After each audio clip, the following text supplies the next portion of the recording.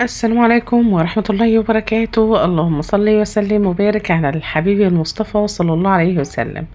ازيك حبيبي؟ عاملين ايه؟ يا رب تكونوا بخير وفي احسن حال دايما. قبل ما نبدأ الفيديو بتاعنا اذكروا الله، الا بذكر الله تطمئن القلوب، لا اله الا الله وحده لا شريك له. النهارده الفيديو بتاعنا حلو جدا وان شاء الله تستفادوا منه كتير قوي، لكن قبل ما ندخل على محتوى الفيديو بتاعنا ضغطوا لايكات كتير، شجعوني دايما انزلكم كل جديد. وعايزه اقول لكم صباح الخير وصباح الورد وصباح الفل وصباح كل حاجه حلوه. مصوره الفيديو او الفيديو موجود عندي على التليفون من بدري، بس والله ما قادره اسجل عليه. مش عارفه زوري وجعني قوي ليه كده، يعني اللي عنده اي وصفه يا جماعه الوجع الزور ده يقول لي مش عارفه ده التهابات في اللوز ولا احتقان في زوري ولا ايه بالظبط. طبعا انتوا عارفين اصلا ان انا بقى بصحى من الفجر امشي، وممكن نتاخر بره كمان في مزرعه هنا في هنا. البرد ده كله بيرد على الواحد، معرفش في ايه والله. يعني انا زوري هيموتني من الوجع، مش قادره حتى اسجل الفيديو. عماله بقى اشرب ليمون سخن واشرب حاجات سخنه وبرضه مفيش فايده، الوجع شغال مش قادره ابلع ريقي. المهم بقى يا حبايب قلبي، ما شاء الله لقيت فراخ بيضة كده بيض بشاير، قلت افرحكم معايا بيه. وبعتذر على التصوير لان كنت بصور الفيديو ده كان حوالي الساعة 5 الصبح والله، يعني او 5:30 كده. كانت الاضاءة وحشة جدا اصلا، زي ما انتم شايفين السطح هتحسوه مظلم اصلا لسه منورش، او زي ما انتم شايفين السطح عامل ازاي. طبعا ربنا يبارك لها، صحتها الصبح بدري بدري جدا، كانت الساعة 5 أو 5:30. قلت لها معلش قومي تعالي معايا عشان أنا تعبانة وعندي شوية فراخ كده هيتذبحوا هيتنضفوا، وتعالي يا حبيبتي معايا حتى لو صورتيني يبقى اسمك بتصوري معايا ولا اي حاجه، لان انا كده مش هينفع، انا مهمله في القناه ومش عارفه اصور، يعني بقالي كتير ما صورتش ومش عارفه اعمل يعني. فالمهم صحتها بدري وجبتها معايا، جمعنا الكام بيضه اللي بعضهم الصبح اهو، وهنبدا ان احنا نتوكل على الله نروح ننضف شويه الفراخ اللي عايزين تنظيف.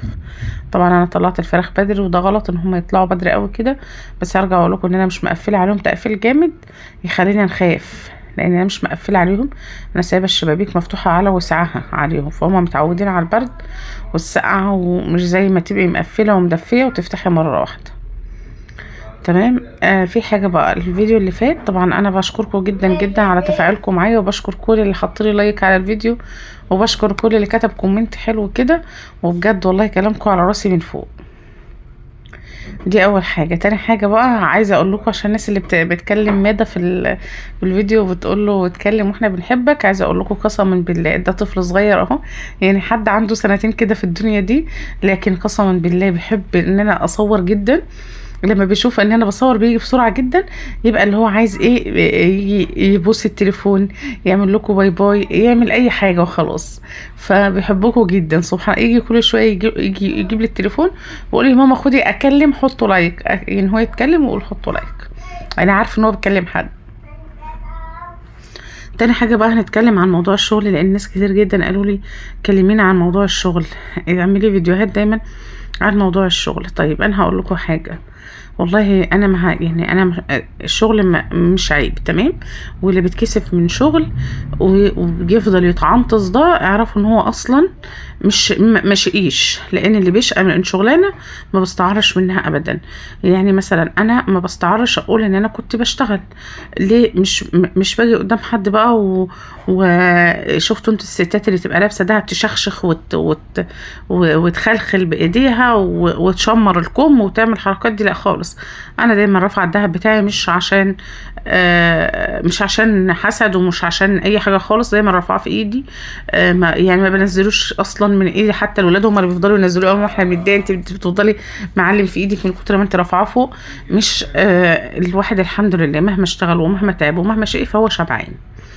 دي حاجه. تاني حاجه بقى، الشبع اصلا مش بالفلوس، اللي شبعان شبعان، واللي عينه مليانه عينه مليانه، حتى لو ما معوش حاجه خالص وما معوش فلوس وما معوش اي حاجه، بس هو عينه مليانه. تمام. فاللي بيستعر من شغله هو اشتغلها يبقى هو اصلا مش ايش وما اشتغلش.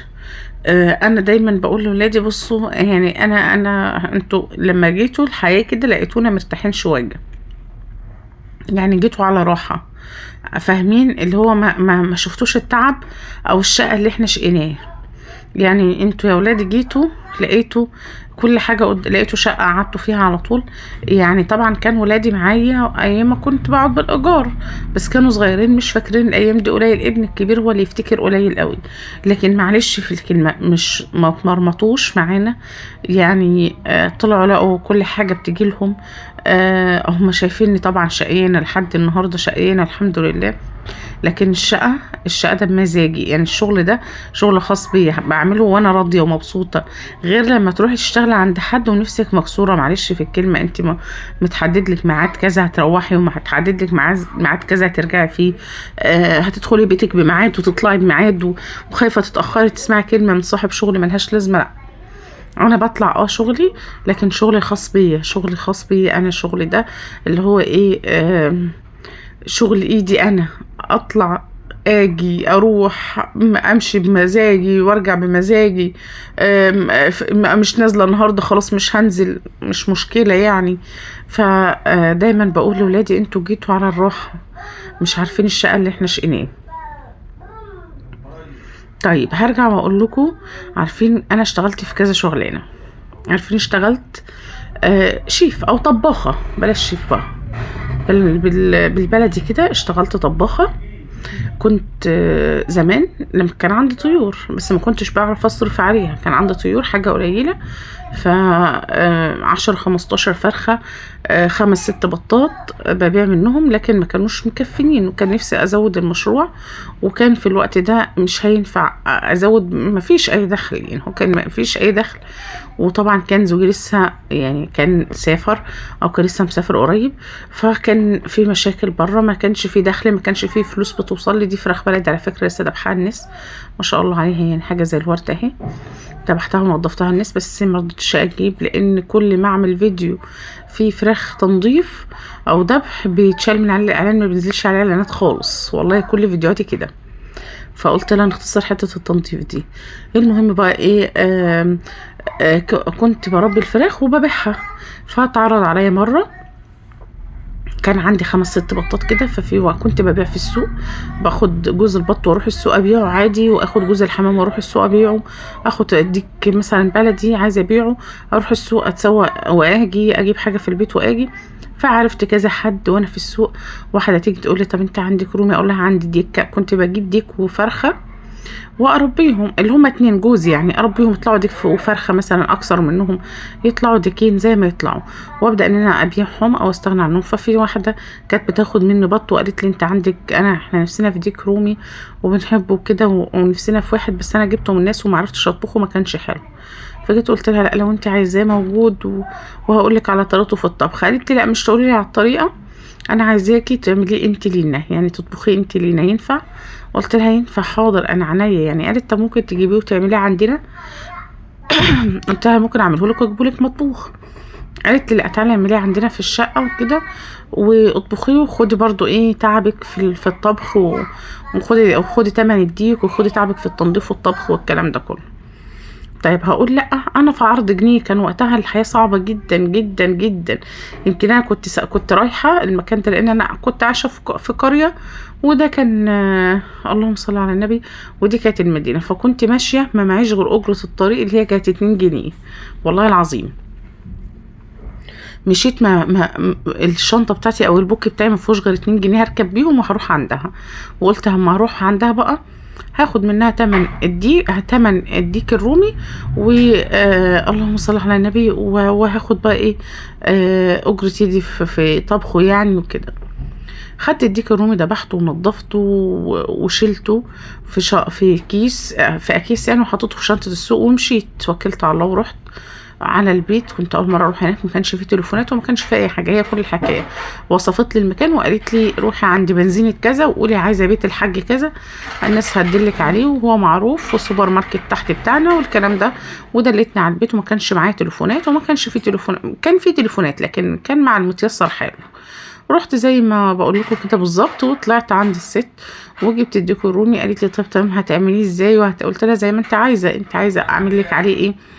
قالت لي احنا عايزين ناكل محشي ورق عنب معاه، وعايزين ناكل رز بسمتي معاه. قلت لها اللي انت عايزه انا اطبخ لك مثلا الديك رومي وانت تعملي الباقي الاكل ما فيش مشكله. دي كانت اول مره تحصل. قالت لي لا انت هتعملي الاكل كله بقى من ايدك، ونجرب برضو الرومي عشان نشوف الولاد هيحتاجوا. دخلت المطبخ، مطبخ حد مش بتاعي طبعا. دخلت المطبخ وقمت اتوكلت على الله، سميت الله وقلت يا رب انا جايه اكل عيش، فيا رب ايه حل اللقمه دي في بقهم، يعني يا رب حل اللقمه اللي انا هعملها دي في بقهم عشان يبقى ليا رزق عندهم تاني، يعني ان كان مثلا هو خير ليا يعني. فالمهم عملت الديك الرومي، عملت رز بسمتي، وعملت ورق عنب، وكانت اول مره تحصل في حياتي، وعملت صينيه جلاش، وعملت ملوخيه، وكانوا عازمين اهلهم، والحمد لله عملت الاكل عجبهم جدا جدا، وطبعا ربنا فتح لي باب رزق. بدأت بقى المدام دي او الست دي كان اسمها هناء، بدأت المدام هناء تقول ايه الاكل الجميل ده، اول مره ناكل رومي يكون حلو كده ومعمول بطريقه حلوه من عامله. قالت ده هبه اللي عاملاه. عرفتني على العيله وبقيت الشيف بتاعهم او الطباخه بتاعتهم زي ما بنقول كده. هما كانوا بيقولوا طباخه، دلوقتي بقت تتمدن شويه تبقى اسمها الشيف. بقوا يتصلوا عليا عندك حمام، او لو ما كانش عندي حمام مثلا كنت بجيب لهم من حد مثلا من البلد، كلنا بلد وارياف وعارفين بعض، اجيب حمام من هنا واروح احنا عايزين 10 تجواز حمام وتيجي النهارده عشان في عزومه يا هبه تعمليهم وكده. يبقى في قايلين لي من بالليل اجهز شغلي كله، الطيور اللي انا هعملها اذا كانت من عندي او من عند غيري. وبدات مثلا شغلي يوم الرومي ده ربنا رزقني وخدت فلوس، كنت واخده 100 جنيه شغلي وقتها، وكان فلوس لها قيمه من الكلام ده من 9 سنين واكتر. بدات ان انا اجيب اللهم صل على النبي، اجيب بال 100 جنيه دي على طول. اول حاجه اشتغلت فيها بدات، بصوا ده كان غدانا سمك مشوي ورز، ورز ابيض وسلطه. بدات ان انا جبت 5 بطات، وجبت وزه وانا جايه كانت نتايه، اشتريت وزه صغيره كده كانت ب45 جنيه لوحدها، وجبت 5 بطات كانت البطايه ب6 جنيه. ده من ال100 جنيه اللي انا اشتغلت بيهم، وقلت يعني ربنا كريم اهو، جبت 5 بطات وجبت الوزه ام 45 جنيه دي على وش شغل اهي، وان شاء الله يبقى ليا شغل تاني وابدا ان انا اجيب دكر بقى بتاعها ولا حاجه. اشتغلت بقى يتصلوا عليا كل يوم. بصوا مشوار طويل قوي قوي، يعني مهما اقول لكم فهو المشوار طويل قوي. والله بقى يتصلوا عليا من بالليل احنا عايزين حلتين محشي، اعمل المحشي عندي في البيت واروح اسويه هناك. اعمل صينيتين مكرونه مثلا، عايزين مكرونه، فلو تعرفي تعملي الحاجه عندك وتكتبي لنا اللي انت جبتيه، او تعدي علينا تاخدي فلوس مثلا وتجهزي باقي الحاجه عندك، فعشان اليوم كان بيبقى طويل وانا مثلا مش هينفع ان انا يعني اقعد فتره طويله قوي عشان ولاد مثلا، فكنت بعمل نص الحاجه عندي واروح على التسويه على طول هناك، اسوي واسيب لهم الحاجه ياكلوا، او اغرف لهم السفره بتاعتهم وياكلوا، وهم بقى يشيلوا السفرة وانا اتوكل على الله. يبقى في واحدة تانية مثلا تشيل السفرة، تنظف مطبخ، تعمل ورايا، وانا اتوكل على الله اقوم واخدة بعضي واخدة اكل لولادي كمان من اللي انا عاملاه. واحيانا ما كنتش برضه اخد والله، بس كانوا طبعا بيقولوا لا يعني. بصوا بقى شغلة جابت شغلة وحاجة جابت حاجة، والحمد لله بدأت ان انا يبقى عندي وز اللي يطلب وز عندي. طبعا اختصرت لكم وقت كتير عشان في وقت الفيديو، لكن ان شاء الله في الفيديوهات اللي جاية هيكون في بقى تفصيل اكتر من كده. بدأت ان انا خلاص جبت النتاية المرة دي. المرة اللي بعديها مش مرة بعديها بقى اشتغلت مرتين، يعني عملت اوردر مرتين عشان اجيب دكر الوز، وده هتشوفون